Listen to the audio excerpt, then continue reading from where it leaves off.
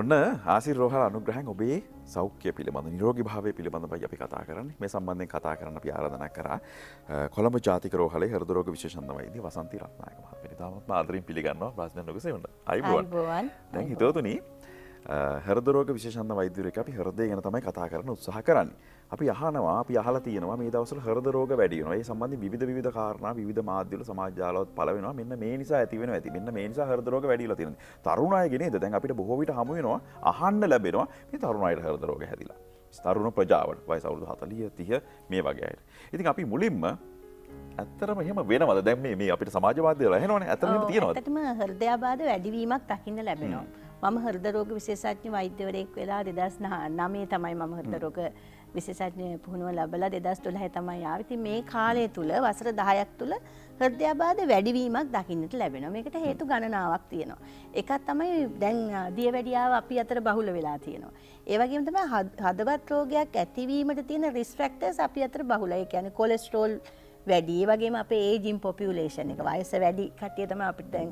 ඒ වගේම තමයි දුම්පානය වැඩි වෙලා තියෙනවා.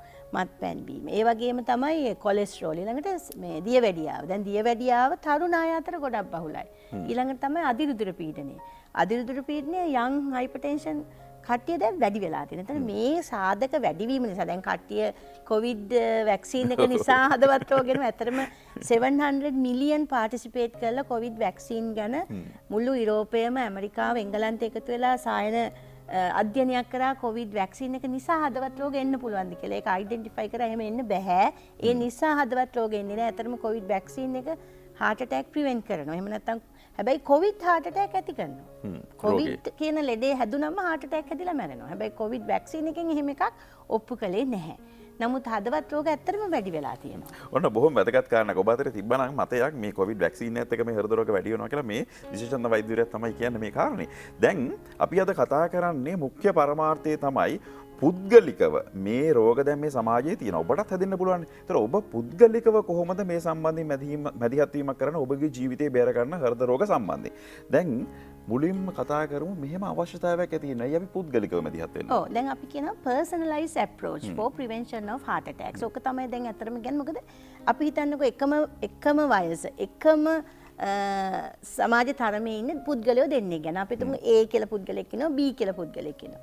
දැන් සමහර අය ඉන්නවා ඇවිදිනවා, වැඩ කරනවා, මහන්සි වෙනවා. ඒගොල්ලන්ගේ කොලෙස්ටරෝල් අඩුයි, එයාට ස්තුල නැහැ, දියවැඩියාව නැහැ.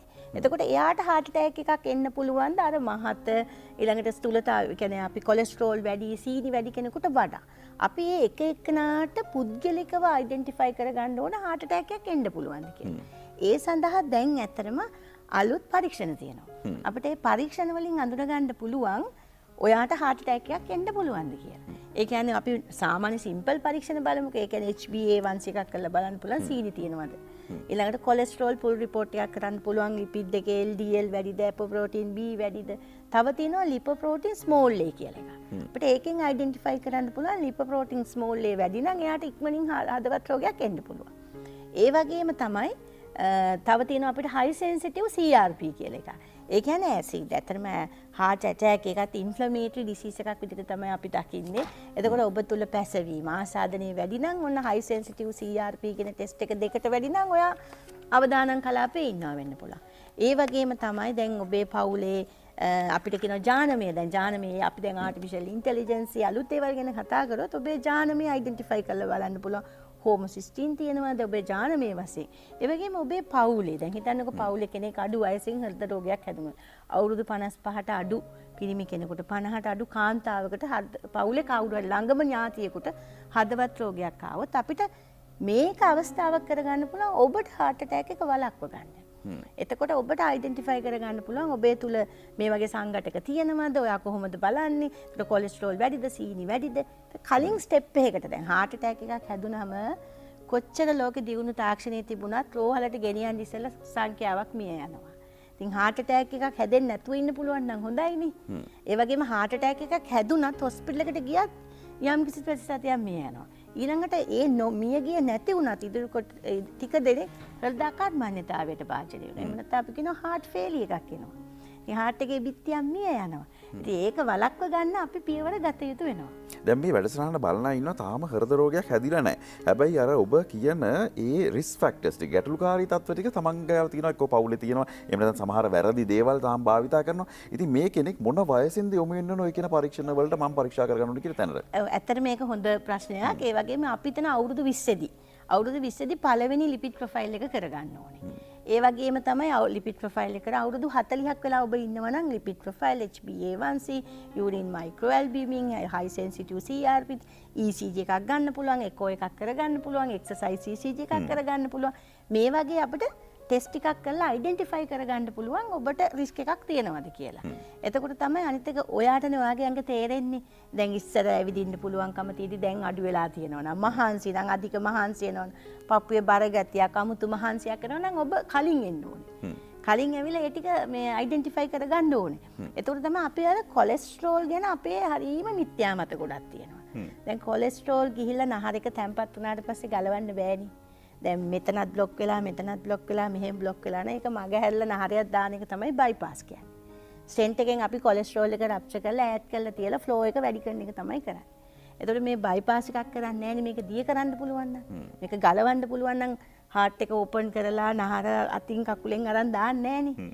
එහෙනම් ඒක තේරුම් ගන්න. හිතනවා මේ කොලෙස්ටරෝල් කියන එක අන්ඩර් එස්ටිමේට් කරනවා. ඒ කොලෙස්ටරෝල් රිපෝට් එකක් දානවා. ડોක්ටර් බෙහෙත් එකක් දෙනවා 40 මිලිග්‍රෑම් 80 මිලිග්‍රෑම් බොන්නේ නැහැ. ගෙදර ගිහින් අපි 80 දුන්නොත් 20 බොනවා. 40 දුන්නොත් 10 බොනවා. ඇයි මෙච්චර ලොකු ගාණක් දෙන්නේ දැන්? කොලෙස්ටරෝල් වලට ලෝකයේ වර්ග බෙහෙත් වර්ග 5ක් තියෙනවා. නමුත් අපි තුල තියෙන්නේ අපිට තියෙන දෙකයි. ඒ කියන්නේ ඇටවස්ටැටින්, රොසුවාස්ටැටින්, එසිටමයිඩ් කියන සංඝටක. ඉතින් අනිත් ඒවා අපිට තාම අපේ ලංකාවේ රෙජිස්ටර්ඩ් නැහැ. එතකොට අපි ඒ වගේ බෙහෙත් ටික අපිට තියෙන ටික හරි අපි බිඳුවොත් අපි දැන් කියමුකෝ අපිට heart attack එකක් හැදිලා තියෙනවා. අපි stent එකක් දාලා තියෙනවා. එහෙම වුණොත් LDL කොලෙස්ටරෝල් එක අපි 55කට තියාගන්න ඕනේ. හරි අමාරුයි ඕක. 50ට කිට්ටු වෙනකොටම දැන් 55ට කිට්ටු වෙනකොටම ડોක්ටර් මගේ කොලෙස්ටරෝල් බෑ. කොලෙස්ටරෝල් අඩු වෙලා කවුරුත් මැරෙන්නේ නැහැ. කොලෙස්ටරෝල් වැඩි වෙලා ඔබ බොහොම ලස්සනට විස්තර කරනවා මේ කාරණේ. අපි බොහෝම වටිනා කාරණා ගණනාවක් කතා කරමින් ඉන්නේ කොලෙස්ටරෝල් කියන අඳුනගෙන වෛද්‍යවරයා අඳුනගෙන ඔබට ප්‍රතිකාර ලබා දුන්නත් එහෙම ගන්න නැති රෝගීන් හමු වෙනවා. සමහරට ඒ අය විවිධ ප්‍රතිකර්ම කරන විවිධ දේවල් විවිධ ආහාර වටුවට ස්වරූපයට යනවා. ඉතින් අපි නවත්වපු තැනින්ම පටන් ගමු. මේ රෝගී පිළිබඳව කතා කරන වටිනා නිසා. කොලෙස්ටරෝල් වලට බෙහෙත් බොීම අත්‍යවශ්‍ය නැ දිනපතා ගන්න ඕනේ. ඒතර කොලෙස්ටරෝල් පෙත්ත රැට ගන්න එක තමයි වැදගත් වෙන්නේ. මොකද HMG CoA රිඩක්ටේස් කියන එන්සයිම් එක එළියට එන්නේ රැට.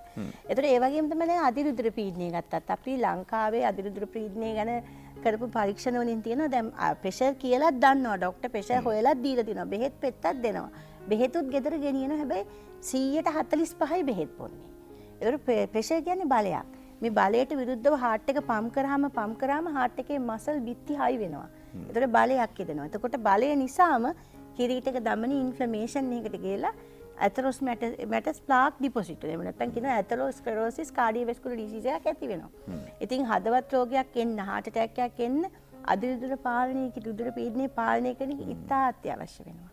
එතකොට දැන් ප්‍රෙෂර් සමහර අය ප්‍රෙෂර් ගණන් ගන්නෙත් නැහැ. ඒකනේ 140යි 80ට අපි වෙලාව බලන්න කෙටි බාධා කිරීමක් කරනවා. වෙලාව බලමු මන්ට.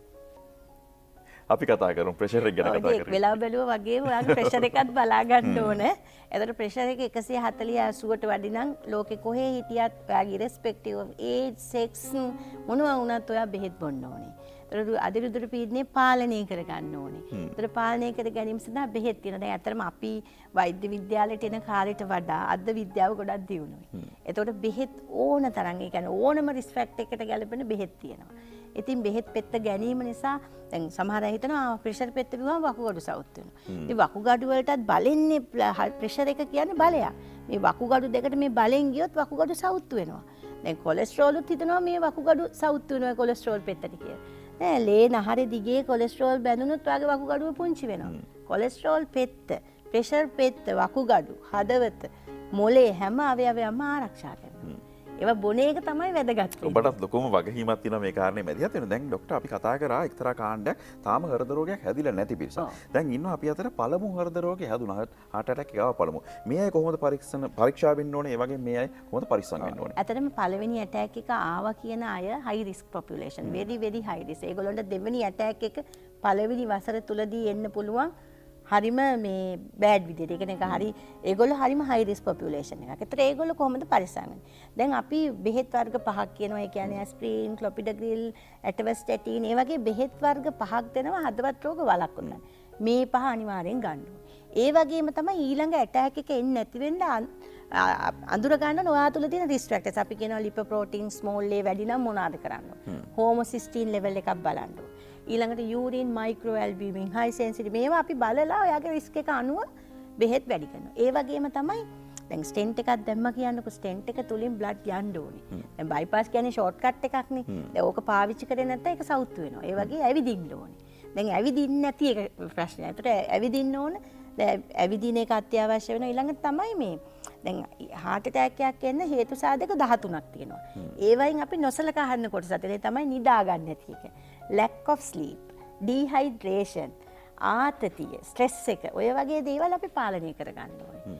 ඒ වගේම තමයි දැන් අපි තනුක අපි ප්‍රධාන නහරයට heart attack එකට angiography එක කරලා stent එකක් දාලා තව නහරවල 90%ට වඩා බ්ලොක්ස් තියෙනවනේ ඒවා අපි දැන් හදා ගන්න ඕනේ. මොකද ඒ වයින් අපිට එන්න පුළුවන් සංකුලතා. ඒවා බ්ලොක් වෙන්න පුළුවන්. ඒ සඳහා ඊළඟ ස්ටේජ් PCI වලට ස්ටෙන්ට් දාන ඒවට යන්න වෙනවා. ඒ වගේම තමයි අර මං කියපු මූලික බෙහෙත්. ඒ වගේම දැන් කියන ඇස්ප්‍රින් එක, ක්ලොපිඩොග්‍රිල් එක, ස්ටැටින් එක, ඊට පස්සේ බීටා බ්ලොකර්, AC ඉන්හිබිටර්ස්. ඒ වගේම තමයි තව දැන් එම්පග්ලිපසින් කියලා ගන්න අපි කියන SGLT2 ඉන්හිබිටර්ස් තියෙනවා. දැන් ඒවා අපි දෙනවා. දැන් මේක දුන්නම පේෂන්ට්ලා හිතනවා මට සීනි තියෙන හින්දා දෙනවා. දැන් ළඟ තියෙන ෆාමසි කවුරුද කියනවා. ඔයාට සීනි තියෙනවද? ඔයාට සීනි පෙත්තක් තියලා බෙහෙත් පෙත්ත නවත්තනවා. දැන් මේ වගේ ප්‍රෙෂර් පෙත්තක් නවත්තනවා. ප්‍රෙෂර් පෙත්තක් නවත්තනවා. අයියෝ ප්‍රෙෂර් අඩුයි. ප්‍රෙෂර් 60යි 70යි කිති ඒ නිසා බෙහෙතක් නතර කරන්න ඉස්සෙල්ලා මේකේ ගුණය අඳුනා ගන්න. ඔබේ වෛද්‍යවරයාගෙන් උපදෙස් ගන්න. ඊළඟ හදවත් රෝගයේ වළක්ව ගන්න ඕන. අනිත් එක තමයි heart එක weak වුණොත්. අපි කියනවා හෘද අකර්මණ්‍යතාවයක් ඇති වුණොත් අපි කියනවා 4 pillars කියලා බෙහෙත් 4ක් තියෙනවා අපිට.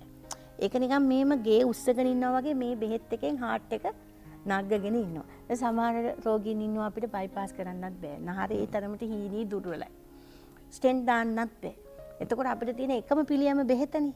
ඉතින් බෙහෙතෙන් අපිට අවුරුදු එයාට ආයුෂ වැඩි කරලා දෙන්න පුළුවන්. හැබැයි බෙහෙත් එක බොන්න ඕනේ ඉතින්. එතකොට ඒ වගේ අපි කියනවා ඒවා දැන් අපි කිව්වොත් මේ ආනි එහෙම නැත්නම් ඒකට කියනවා සැකියුබිට් වැල්සාටන් කොම්බිනේෂන් එක. ස්පාර්නොලැක්ටෝන් එකේ බෙහෙත් තියෙනවා හොඳ බෙහෙත් අද දැන් ලෝකේ. ඒතර ඒ හතර පිව්වහම අර හදවත දැන් 25 තිබිච්ච එක 35 වෙලා 45 වෙලා නැගලා එනවා. ඒක කරගන්න පුළුවන් වෙනවා. ඉතින් ඒ වගේ අලුත් බෙහෙත් දැන් තියෙනවා. අලුත් දේවල් ලෝකෙට එනවා. හැබැයි මම විශ්වාස කරනවා මේ මිනිත්තු කිහිපේ ඔබේ ජීවිතේට අවුරුදු ගණනාවක් එකතු කරන්න ඇති. ඔබේ ජීවිතේට වටිනා පණිවිඩ ගණනාවක් අපි ලබා දුන්න. ඉතින් බොහොමත්ම ස්තුතියි. අද මේ විශේෂාංගයට පැමිණියාට කොළඹ ජාතික රෝහලේ හෘද රෝග පිළිබඳ විශේෂඥ වෛද්‍ය වසන්ති රත්නායක මහත්මියට ඉතාමත් වාදනයේ සමුදින ඔබතුමීට ඒ වගේම ඔබට ආසිර් රෝහලේ දුරකථන අංක සහ තොරතුරු අපි ඉදිරියේ පෙන්වන්න ඔබට අවශ්‍යතාවයක් තිබෙනවා නම් මේ සම්බන්ධයෙන් තොරතුරු ලබා ගන්න. දුරකථනයේ දැන් තොරතුරු දිස් වෙනවා මෙන්න 076යි 962යි 44යි 80 මෙන්න මේ දුරකථන අංකයට කතා කරලා ඔබට තිබෙන ප්‍රශ්න විසඳ ගන්න හැකියාව තිබෙනවා. හිතවතුනි ආරාධනා කරනවා තව දුරටත් බ්‍රහස්පතින්දා නුගසෙවන සමග රැඳී සිටින්න වටිනා විශේෂාංග ගණනාවක් ඔබ වෙනුවෙන් අපි සූදානම් කරලා තියෙනවා.